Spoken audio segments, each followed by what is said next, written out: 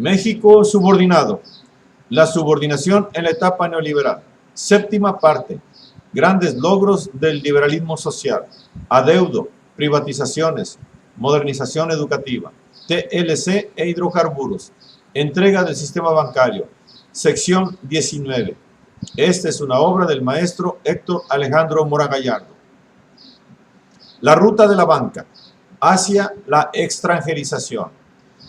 Para cuando la reintegración de los bancos a sus legítimos dueños se efectuaba de la mejor manera posible, habiendo preocupado el gobierno, entonces sí, saneados y dejarlos en condiciones aptas para presentarse atractivos a la vista codiciosa de los magnates bolsistas que se encargarían de reconvertirlos en su estado natural, desempeño ganancioso asegurado en favor de los varones del dinero que se venían despachando con la cuchara grande en la bolsa, logrando así complementar su propiedad en el manejo del sector monetario con los insustituibles bancos.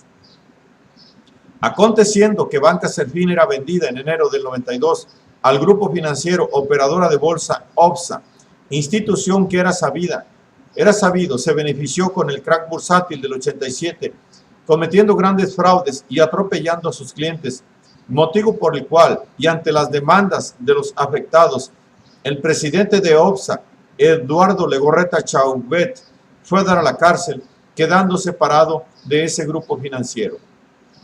Pero como era de esperarse, no duró mucho tiempo en ella, pudiendo estar disponible para procurarse un banquito con el dinerito obtenido en las trácalas obtenidas en el crack, por igual que los demás. Según la escritura 16917, OBSA incrementó su capital social en 4.728 millones de pesos el 14 de octubre de 1987. Es decir, mientras decenas de clientes perdían, la casa de bolsa incrementó su capital. Y consta que en la dirigencia de OBSA se encontraba parte de la crema innata de la plutocracia: Guillermo Ballesteros Ibarra, Jorge Caso Berch, Gastón Azcárraga Tamayo, Antonio Madero Bracho, Juan Gallardo Turlou, Jaime González Lobo, Alejandro Martí García, Adrián Sada González, Jaime Sousa Galán, Claudio X González. Una élite de plutócratas y empresarios inmiscuidos en la bolsa, pasando a apoderarse de los bancos. ¿Y para qué fin? Habiéndose aprobado en las demandas efectuadas por los clientes defraudados que dicha casa de bolsa había enriquecido de manera dolosa a funcionarios de ella que manipularon las acciones en momentos en que la caída o el alza de las mismas permitían ganancias a los operadores que actuaban con conocimiento de causa, operando a espaldas de los usuarios. Fue el caso de Hugo Burgos Esparza, director del mercado de capital de OBSA.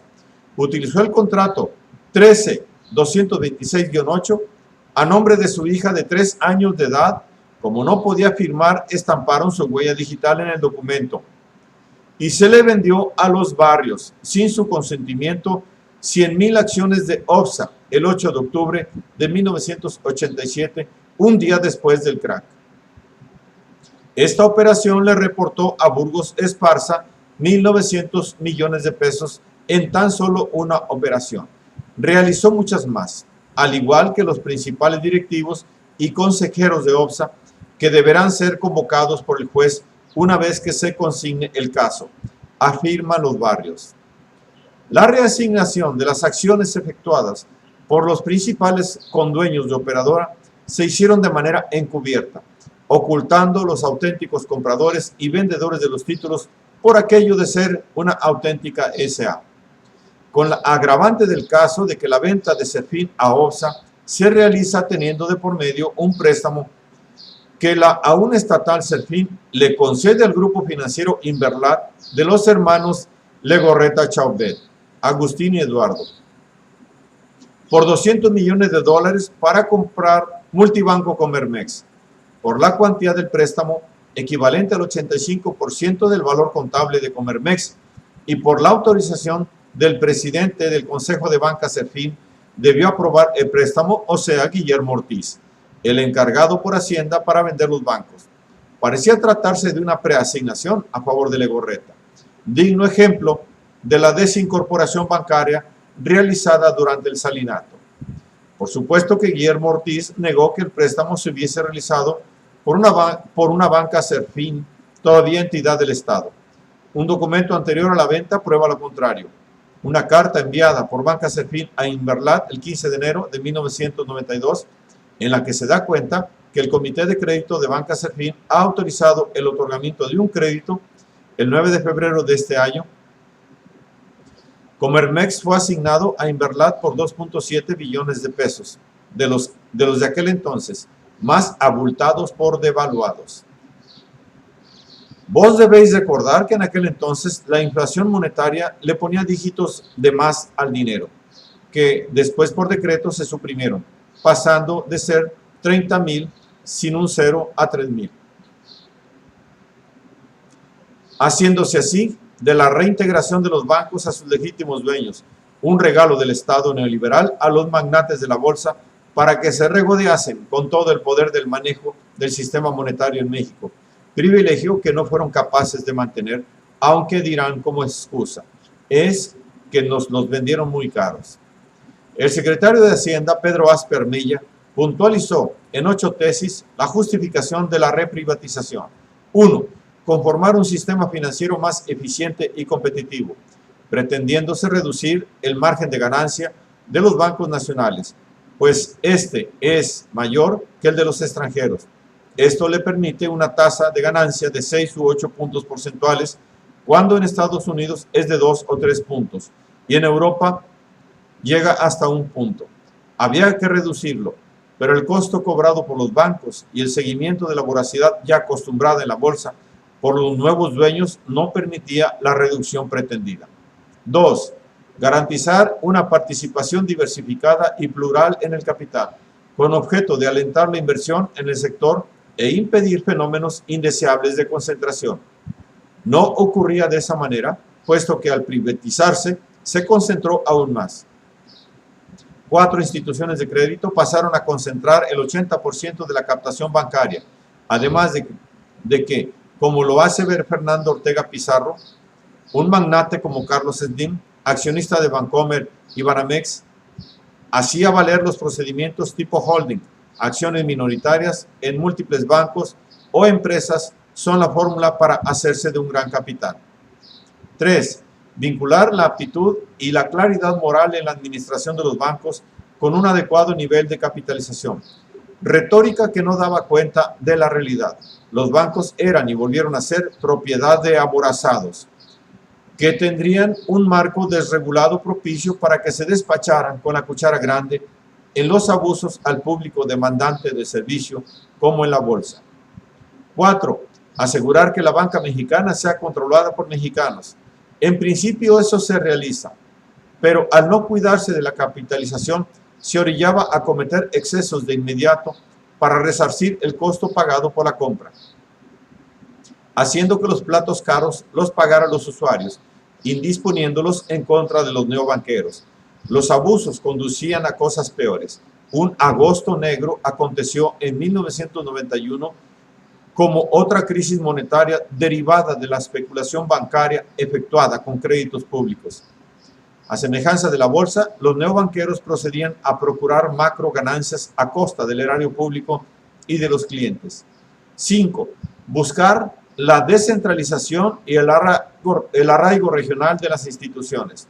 Sí, así fue en un 50% a Monterrey, encontrando arraigo en el Grupo Monterrey, que a la sazón ya estaba subrepticiamente extranjerizado, por lo que la regionalización fue reconcentración en los polos capitalistas, incluyase el DF y Guadalajara, en vías de proceder su entrega a propietarios extranjeros. 6. Buscar obtener un precio justo por las instituciones de acuerdo con una evaluación basada en criterios generales, homogéneos y objetivos. No fue el caso. El gobierno salinista se hizo de un gran caudal monetario, pero ¿destinado a qué?